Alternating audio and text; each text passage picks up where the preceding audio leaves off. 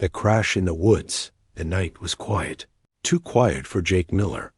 He sat alone in his small wooden cabin at the edge of the forest, sipping cold coffee and staring at the dark trees outside his window. Jake was a simple man and engineer who had quit city life to find peace in nature. But lately, peace felt more like loneliness. Just then, a bright light flashed across the sky. It wasn't a star. It wasn't a plane. It moved too fast, too wild. It was falling crashing straight into the forest near Jake's cabin. The ground shook slightly. Birds flew from the trees, screaming. Jake stood up fast, his heart racing. What the hell was that? He whispered. He grabbed a flashlight and his old backpack. Without thinking, he rushed into the forest. His boots crunched on the leaves as he moved quickly through the trees, following the smoke rising in the distance. After about 15 minutes, he reached a clearing and froze. In front of him was a large silver object half buried in the ground. It wasn't made by humans. Its shape was smooth and strange, with glowing blue lines across its surface.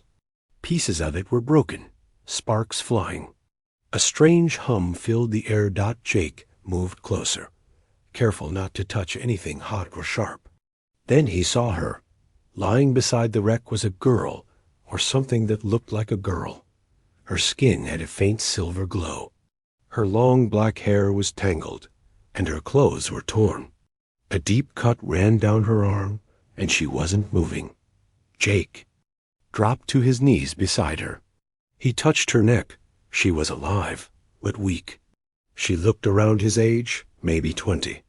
Her face was beautiful, but looked cold and tired. Hey, ... Can you hear me? He asked gently. Her eyes opened slowly. They weren't human.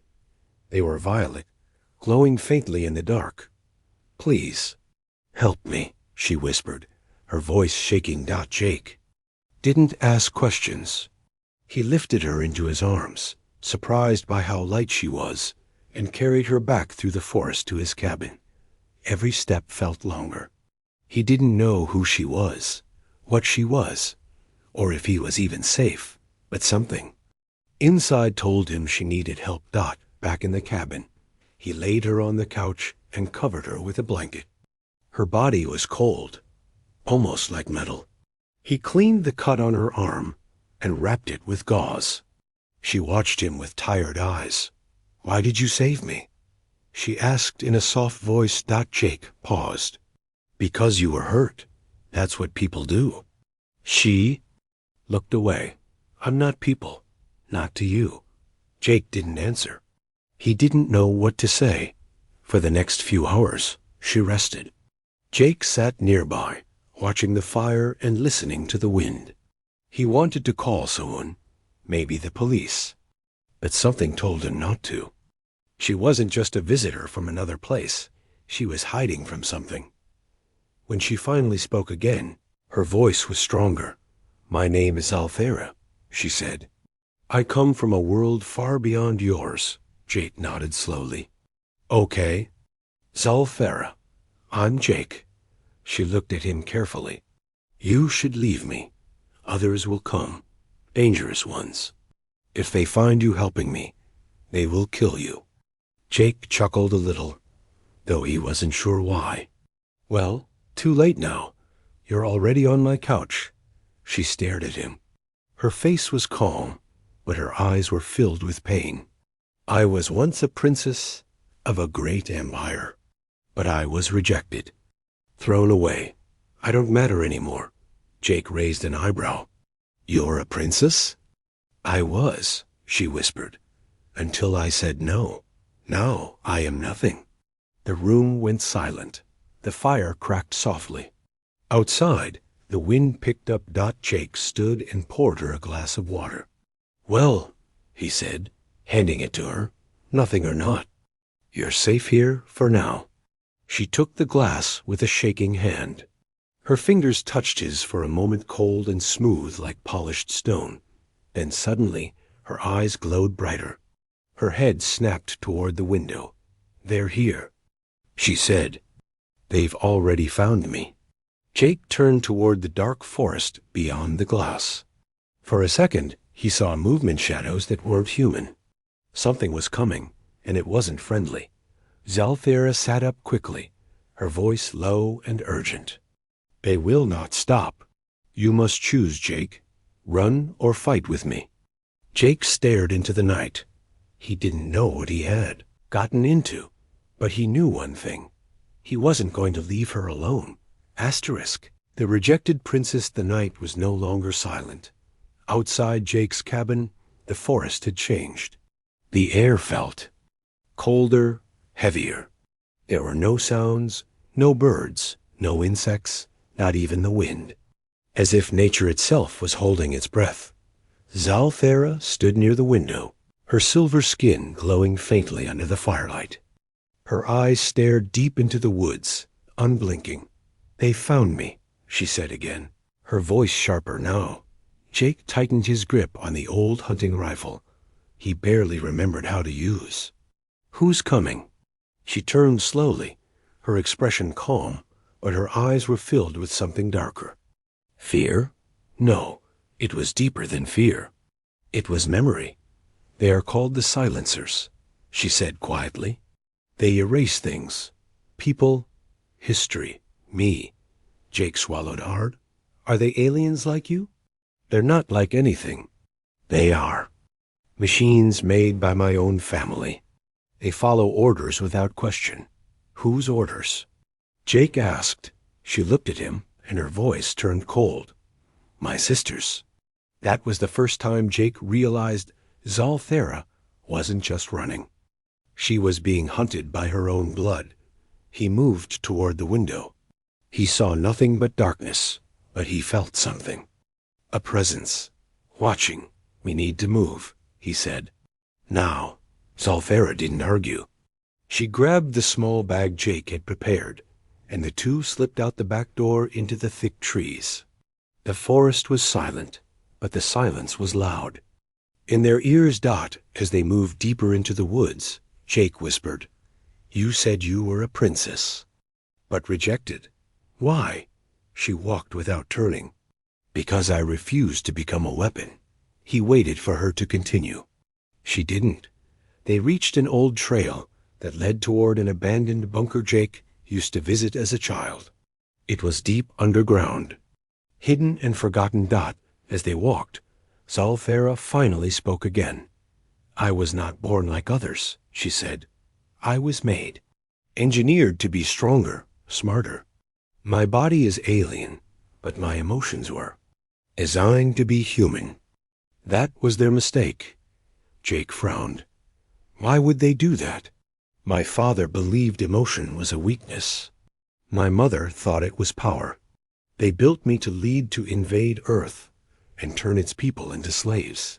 But I saw something different. When I studied your world, I saw kindness, creativity, love. She paused. I said no. And that was enough to turn your family against you? Jake asked. In my world, she said, saying no is treason. Suddenly, Zalthera stopped. She raised her hand, fingers glowing faintly. They're near. From the darkness behind them, a soft clicking sound echoed like metal tapping on wood. Then another click. Then a third. Jake looked around, heart pounding. How many? 3? Maybe 4, she whispered. Scouts. We can't fight them. Not yet. They sprinted through the trees. The cold air burned Jake's lungs, but he didn't stop. Neither did she. Finally, they reached the bunker, a metal door hidden beneath leaves and dirt. Jake pulled. It opened, and they dropped inside just as the clicking grew louder. Inside, the bunker smelled like rust and dust. The lights barely worked. Old metal walls, broken computers, and crates filled with tools surrounded them. Zalthera collapsed into a corner, breathing hard. Her skin flickered, like a light struggling to stay on. Jake knelt beside her. You okay? No, she said, her voice weak. I'm dying. This planet, it rejects me. Without bonding energy, my body will shut down. Jake stared at her. Bonding energy? She nodded slowly. My body needs a connection. A living link to someone who accepts me. Not just as a princess, but as a person. Without it, I fade. Jake was silent. She looked into his eyes. I'm not asking for love. I just need someone to believe I deserve to exist. Outside, the bunker walls trembled slightly. Something was out there. Jake sat beside her, unsure what to say. He didn't understand half of it, but he understood. Her pain. She wasn't just an alien, she was broken, scared, and alone. And for some reason, she had found him. Zalthera reached into her torn clothes and pulled out a small crystal. It glowed dimly, pulsing with light. This was my heartstone, she said. It's dying like me. Suddenly, a computer in the corner of the bunker blinked on. A message appeared on its cracked screen. Incoming signal detected. Code, Zalthera. Status, executed. New target. Human host. Jake stood quickly. They're not just after you anymore. They want me too. Zalthera's face was pale. They've marked you, because you helped me. He looked at her. Well, he said, I guess we're both rejected now. For the first time, she smiled just a little. Then maybe we survived together. A sudden sound hit the bunker. A loud thud. Then another. They were trying to break in. Jake grabbed the rifle again. Zalthera stood beside him, her strength returning just a little. If I die tonight, she whispered, I want to die fighting, not running. Jake looked at her, and something in his chest tightened. Then let's give them a fight they won't forget. The wall behind them shook violently, and the darkness outside prepared to break in. The hunters arrived. The metal door groaned under pressure. Each thud grew louder, heavier, like something massive was slamming its body against it again and again. Inside the bunker, the air was thick with tension. Jake stood in front of Zalthera, gripping the old hunting rifle with both hands. His fingers were sweating. He'd never killed anything, not even in self-defense. And now something not human was trying to get in. Zalthera placed her hand on the wall. Her glowing fingers pulsed faintly against the cold metal. They're not trying to knock, she whispered. They're scanning, looking for weak points. Jake looked at her. How do you know? I was trained to command them. Before they turned against me, the door screeched again. Dust fell from the ceiling. Jake stepped closer. Then how do we stop them? Zalthera looked down, her face unreadable. You don't stop silencers. You survive them. Jake checked. The room for exits. Nothing. No tunnels. No vents big enough to crawl through. The only way out was back the way they came. Why haven't they broken through yet? He asked. Zalthera knelt beside a rusted control panel. This bunker was made using old Terran alloy mixed with off-world minerals. My mother placed it here decades ago during early scouting missions. They can't fully break it, but they can crack it. Another loud boom hit the wall. It shook the bunker like a small earthquake. Zalthera stood, eyes glowing a soft purple. Jake noticed her breathing had changed. Slower. Focused. You're getting stronger, he said. She nodded once. Because you're close. The bond? It's forming, slowly. Jake looked confused. She took a step closer to him. It's not romantic, she said softly. It's something else. It's about belief. You chose me when everyone else let me die. That choice, it changes me. Makes me more than just a broken tool. Outside, the clicking returned. Dozens of them now, moving fast, surrounding the place. Suddenly, the screen flickered back to life again. This time, a different message appeared. Hunter-class silencer units activated. Warning, hybrid energy detected. Target must be extracted alive. Human status? Expendable. Jake clenched his jaw. They don't want to kill you? They want to reprogram me, she said. Make me into what they couldn't the first time. And me? They'll erase you like a broken code line. Jake raised the rifle. Then I say we mess up their code first.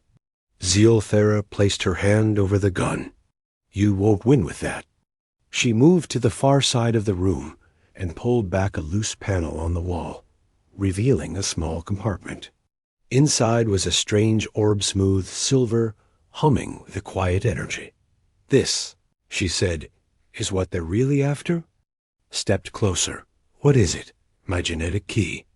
This orb carries the last living blueprint of my original DNA before they tried to rewrite me into a war machine. If they get this, they'll make more like me, stronger, without feelings, without mercy. Jake blinked. Wait, they were going to clone you? She nodded. Not just me, thousands. A full army of living weapons that look human, but feel nothing. Jake stared at the orb, heart pounding. Why didn't they already do it? Because I ran. I stole the original code. Without it, the clones collapse. After a few weeks. That's why they need me alive. Or this. Jake looked at the bunker door again. It was denting now. Bending. They didn't have long. So what's the plan? Zealthera stared at him. We give them what they came for. Jake's eyes widened. You're not serious. She looked calm. Too calm. We let them breach. I hand them the orb. They'll pause. Just for a second. And then? I use that second. Before Jake could argue, the wall behind them exploded. Metal flew. Smoke filled the room. A blinding blue light cut through the darkness. SILENCERS. They were tall over 7 feet. Their bodies looked like a mix of armor and bone, with glowing red slits where eyes should be. Their movements were silent, too smooth, too fast. One of them stepped forward and extended a sharp, spiked arm toward Zealthera. Jake raised his gun. Fired once. Twice.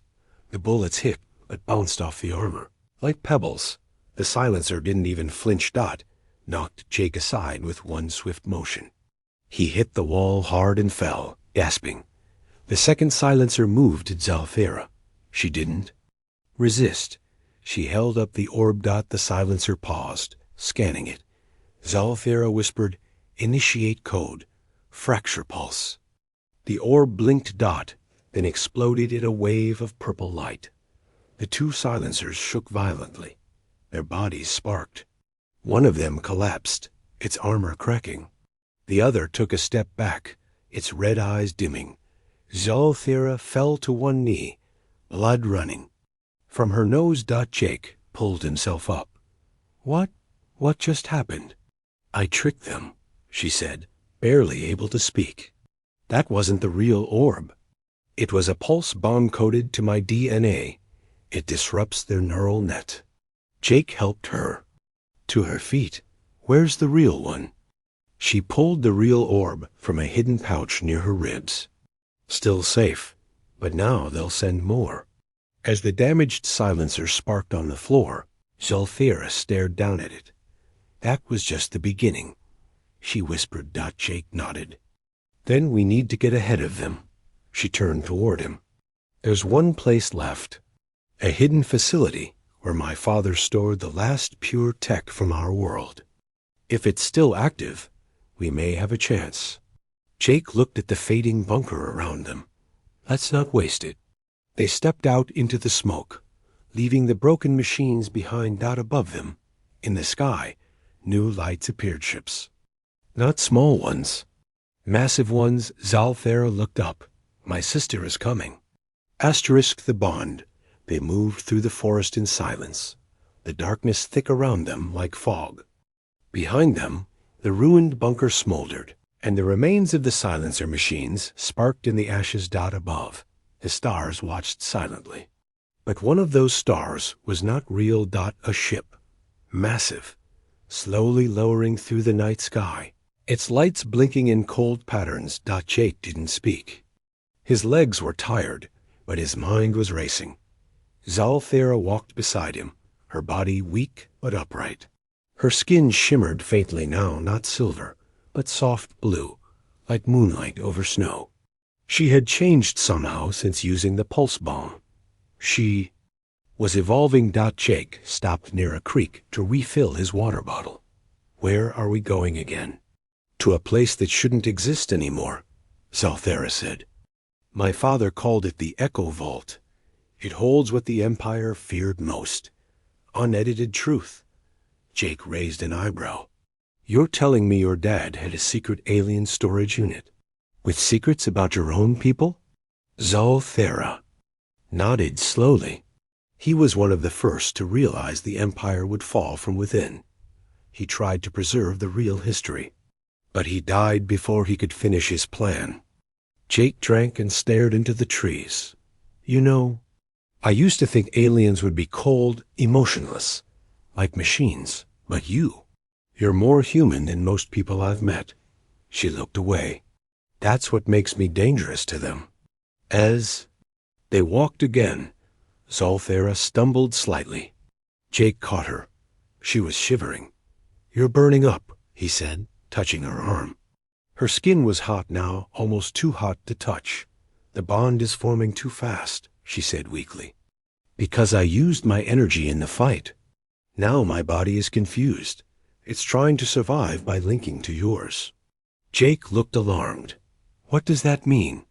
It means, she said, if we don't finish the bond properly, we both die. Jake didn't understand the science. He didn't need to. Her eyes told him everything: panic, fear, and something else. A strange kind of hope. They found an old cave, dry and deep, where they could rest. Inside, the walls were marked with glowing crystals, alien, softly pulsing. Zalthera touched them as she passed. This place, she whispered, has memory. Jake built a small fire, using dry wood from fallen trees. Zalthera sat near the flame, her eyes unfocused. He sat beside her. Tell me what to do. She looked at him, surprised. Jake continued. You said the bond needs to complete. What does that mean? What do I have to do? Zalthera took a breath. You have to trust me completely. Not just with your life, but your thoughts, your memories, your pain. Jake looked unsure. Like, you'll see inside my mind?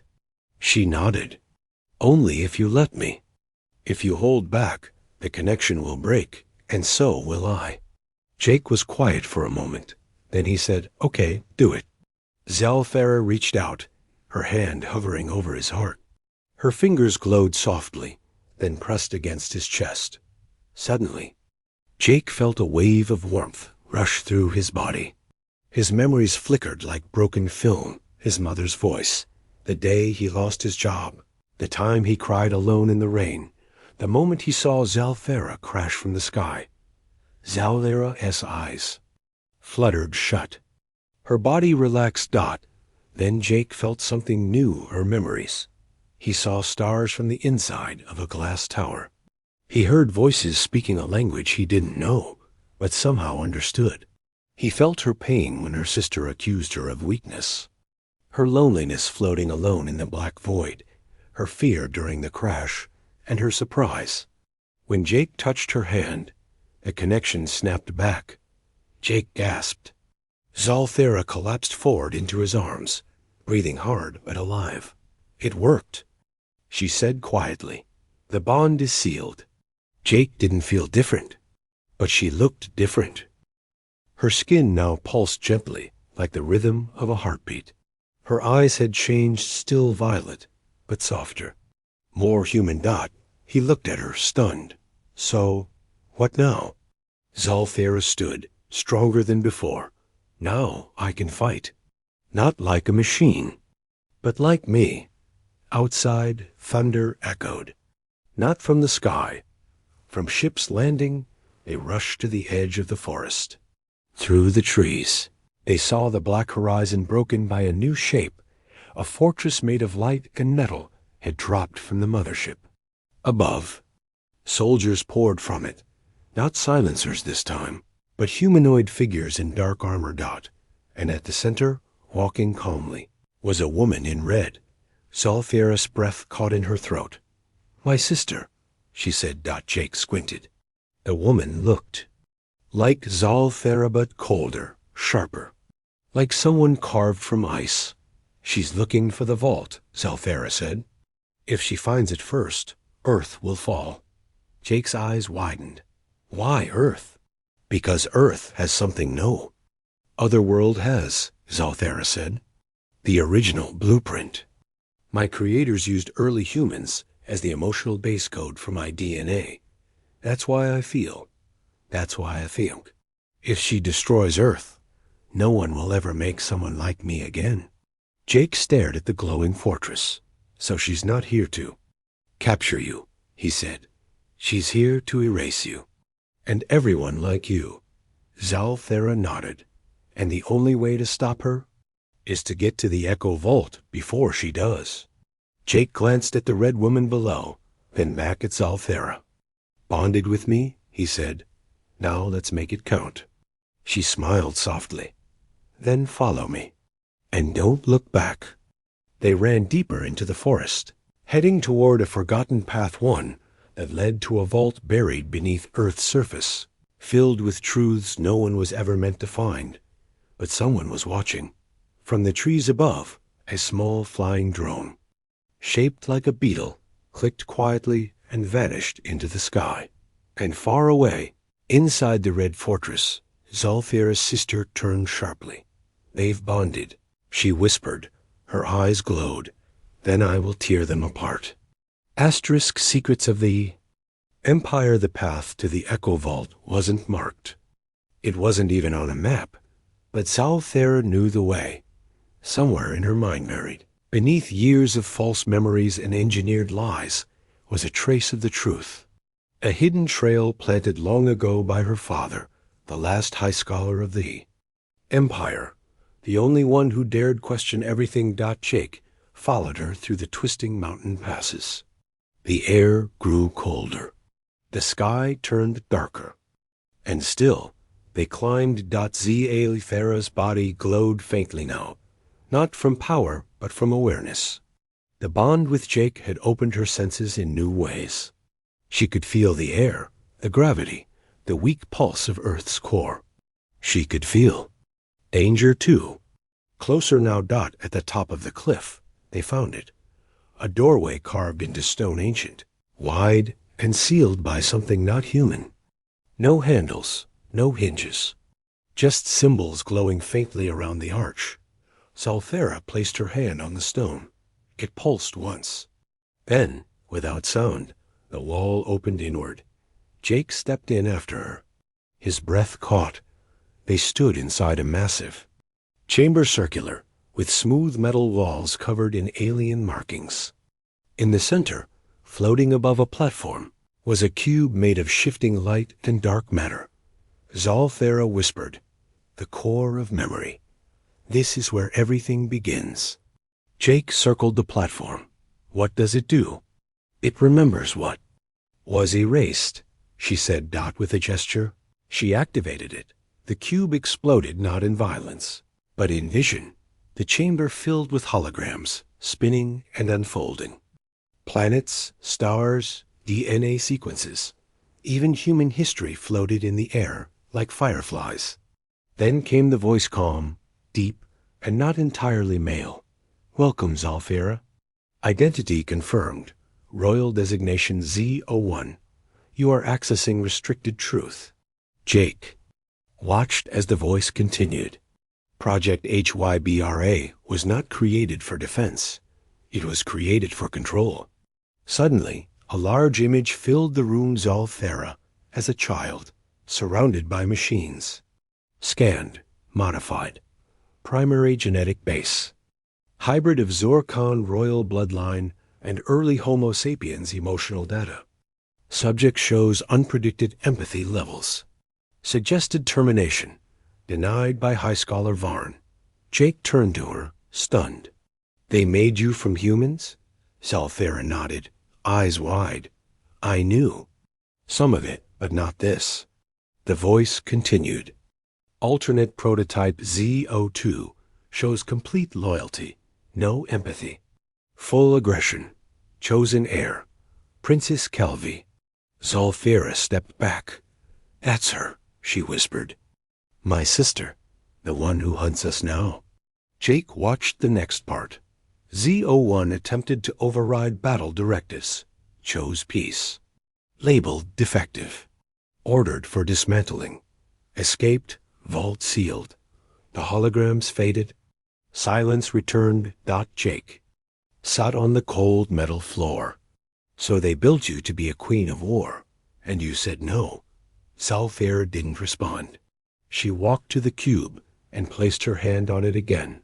The cube pulsed, and a smaller panel opened from the wall. Inside was a case smooth and black. Zalthera opened it slowly. Inside was a silver disc flat, glowing, alive. This is the source code, she said. My true design. And the proof of the Empire's lies. Jake approached. Can we use it? We can send it, she said. Broadcast it to Earth, to other worlds. If we show the truth, the Empire loses control. They rule by fear and lies. This ends that. Jake hesitated. Then let's do it. Before she could answer, a deep voice echoed through the chamber. You always were soft, sister. They spun around. Kale single quotes V. She stood in the entrance, her red armor glowing, her eyes cold. Behind her, 2 silencers entered, silent and still. I warned them, Kelvi said as she stepped forward. I told them you were weak, that giving you human emotion was a mistake. Zalthera held the source code close. It wasn't weakness. It was the only thing that ever made me real. Kelvi laughed softly. Real? You are a broken project. I am the finished one. Jake raised the rifle again. Stay back. Kelvi didn't even flinch. Human, she said with disgust. The only reason you're still alive is because I want her to watch you die. She raised her hand. The silencers moved. Zalthera stepped in front of Jake. Her voice was calm. You want the code? Come take it. Kelvi stepped forward, but before she could attack, Zalthera threw the source code toward the cube. It struck the platform. The entire room exploded in light.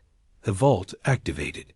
Beams of energy shot out, scanning the chamber, linking to satellites far above the Earth. The holograms returned, this time streaming into the sky, broadcasting to Earth, to orbit, to everywhere. Jake and Zalthera were thrown back by the Force. Kelvi screamed. No, she shouted. You doomed everything. The silencers malfunctioned. Their armor cracked. They fell, twitching. Zalthera stood slowly. Her voice shook. No, sister, I saved it. Kelvi stumbled forward, her armor breaking down from the truth waves, pouring out of the cube. They'll never follow you, she hissed. Zalthera approached her. Then I'll walk alone. She reached toward her sister, but Kelvi vanished in a flash of red light. Escaped. The cube dimmed.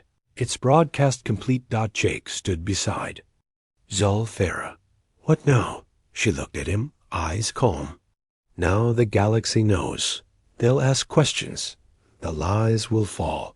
And Earth, Jake nodded. Earth just became part of something bigger. She looked at him, soft smile on her lips. You helped me become who I was meant to be. Jake shrugged. You saved me first. Outside, the sky shifted. Ships disappeared. A new silence filled the world. Not fear. Not control. Hope. Asterisk stand or. Run the world changed in a single day. Across Earth, satellites buzzed and screens glitched as the signal from the Echo Vault spread everywhere. News feeds, military bases.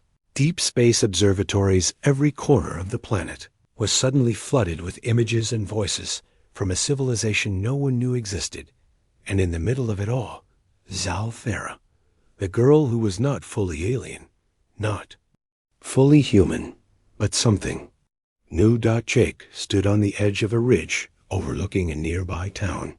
From this distance, the roads looked empty. But in the skies above, drones flew silently.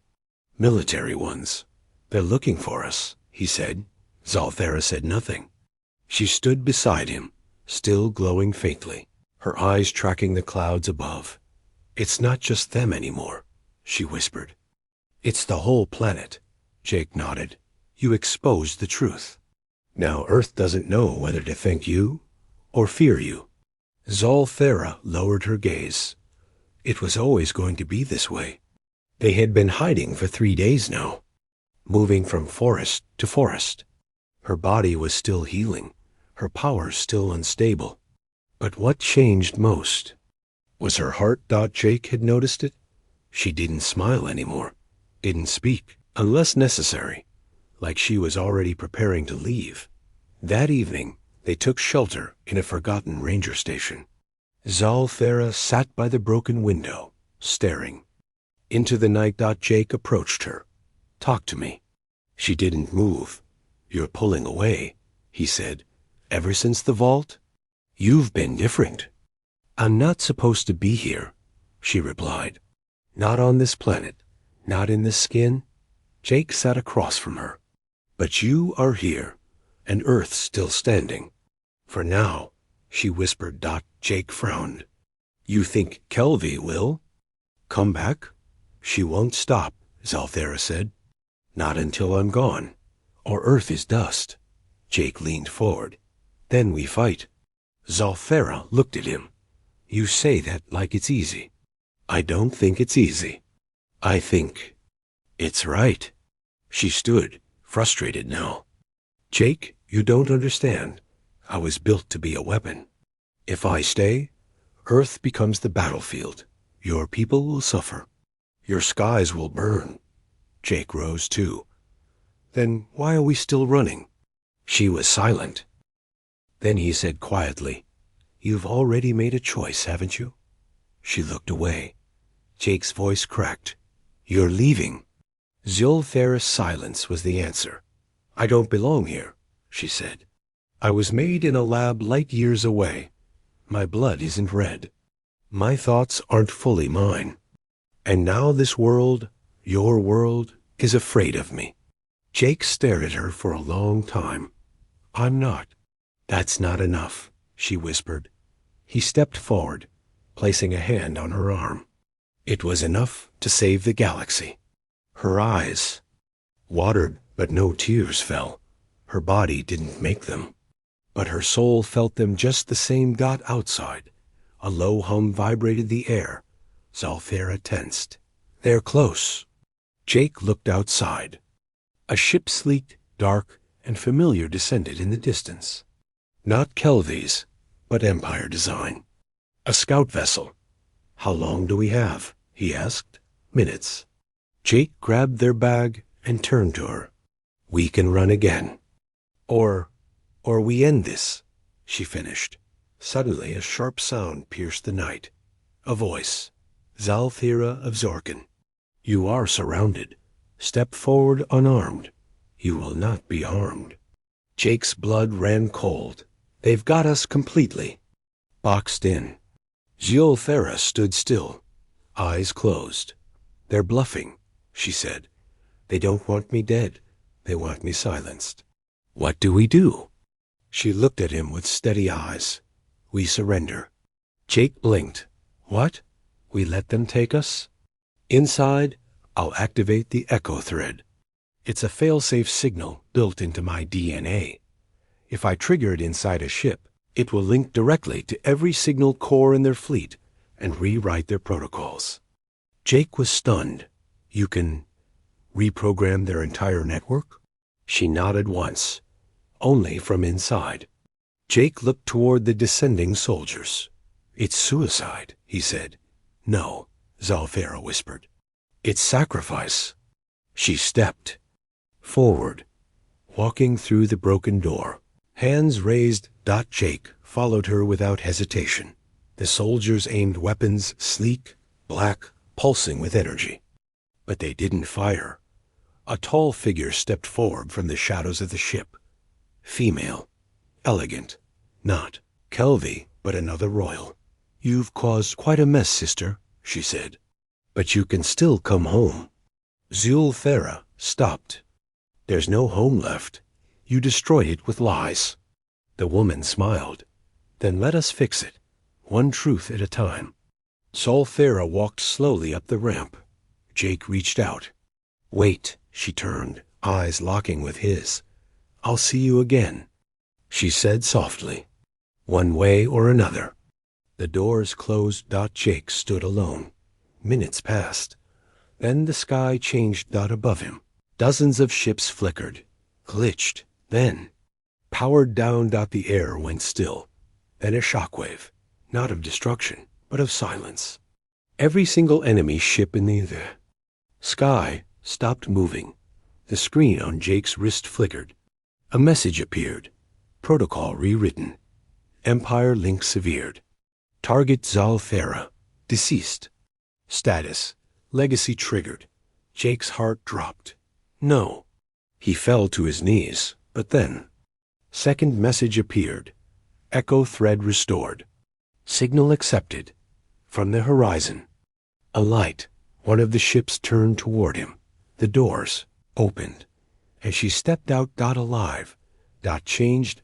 Her body pulsed with a new kind of energy, calm, balanced, glowing, not with power, but peace. Zal single quotes Thera. Jake ran to her. She smiled for the first time in days. "I thought I did too," she said. "But the code didn't erase me. It rebuilt me." Jake held her tightly. "So now what?" She looked toward the sky. "Now Earth decides if it stands with me or watches the stars turn cold again." The choice. The world watched her in silence. Every screen across every continent displayed the same image. Zulfera, standing alone on a neutral landing zone just outside Earth's largest orbital base. Behind her, an Empire's fleet dead. In the sky, above her, satellites spun wildly, trying to process what had just happened. And in front of her, the leaders of Earth, presidents, generals, scientists, and soldiers, all unsure, all afraid. Jake stood just behind her, a single human beside something no longer fully alien, and no longer bound to the galaxy that made her. Zulfera's skin shimmered with new light. Her body had survived reprogramming the Empire's fleet, but it had changed her. Her presence now radiated not just strength, but truth. She wasn't a weapon anymore. She wasn't a princess. She was something new. A symbol. The meeting was quiet. No one shouted, no accusations. Just tense breathing, tight lips, and searching eyes. The first to speak was General Vasquez, head of the Earth Defense Network. "Do you understand what you've done?" he asked, staring directly at her. Zulfera met his gaze calmly. "I do. You rewrote the Empire's military AI. Do you realize how dangerous that makes you?" Jake stepped forward. "She stopped a war. She hijacked a galactic fleet," Vasquez interrupted. "What if she changes her mind next year? What if her programming fails? What if she decides Earth isn't worth saving?" Zulfera looked him in the eye. "Then destroy me, right here, right now." The entire room fell into stunned silence. She raised her hand, palm open. "If the only way you'll trust me is to kill me, then do it. I won't run. I won't resist, because I didn't come to rule. I came to give you a choice." Jake stared at her, shocked. "What are you doing?" She didn't turn. Her voice remained calm. "I'm not here to lead your armies. I'm not here to rebuild the Empire. I am offering Earth something it's never had: a seat at the table, a chance to shape what comes next." One of the advisors leaned forward. And what is coming next? Solthera turned her head to the stars above. A vacuum, she said. The Empire is collapsing. Their fleet no longer answers to its empress. Their soldiers are confused. Their colonies are rioting. The systems will burn if no one stops them. Another leader asked, "So, you want Earth to become a galactic power?" Zolthera shook her head. "I want Earth to become a voice, not a weapon. Not a master. A voice of reason, balance, hope." Vasquez narrowed his eyes. "And what do you want?" She looked at him, then glanced at Jake. "I want to stay," she said quietly. "Not to be a hero, not to be worshipped. I want to live." Jake's throat tightened. He heard the break in her voice, the fragile thread of something real. Long silence followed.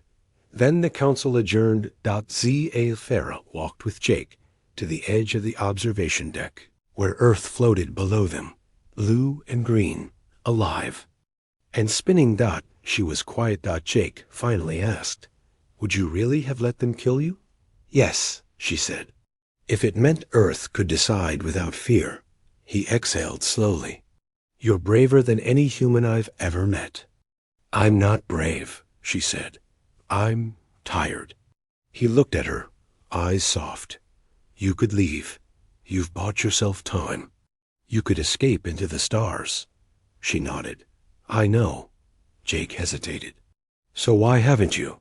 She turned to him. "Because of you." He blinked. "You believed in me when I didn't," she said. "You gave me humanity.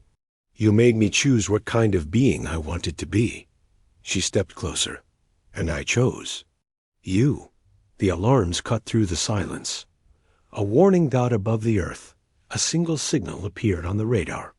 A ship, massive, silent, unrecognized. The AI voice of the station crackled. Unidentified ship entering high orbit. Energy signatures detected. Origin, Empire Class 5 Dreadnought. Jake and Zalthera looked at each other. Kale single quotes V. She had returned. But this time, alone. The council called a crisis session. Earth's remaining fleet scrambled. But Zalthera knew what her sister wanted. She didn't come with an army. She came with a message. The ship opened. Communication. Calvi's face appeared, framed by flickering firelight. "Zalthera," she said, her voice distorted but sharp. "I see. You've chosen your little planet." Zalthera stood before the broadcast camera, eyes unflinching. "I chose life," she said. Calvi smirked. "And now I give you one final choice. Leave Earth and take your broken truth with you, or stay and watch this world burn." Zalthera stared at her sister. "No armies, no ships, just you?" She asked. "I don't need ships," Calvi said. "I am the Empire." The screen went dark. The dreadnought charged its main cannon, aimed not at the fleet, but at Earth's surface. A city, millions of lives. Jake turned to Zalthera. "You have to go to her." She nodded, but not alone. He shook his head. "No, this isn't your fight anymore." She reached for his hand. "It's ours." Inside the dreadnought, the halls were silent, empty, dark. Calvi stood in the command chamber, surrounded by broken controls and flickering screens. Alone. Then the door opened. Zalthera walked in, flanked by Jake. Calvi smiled. "So, the broken princess returns." "No," Zalthera said. "I come as something else."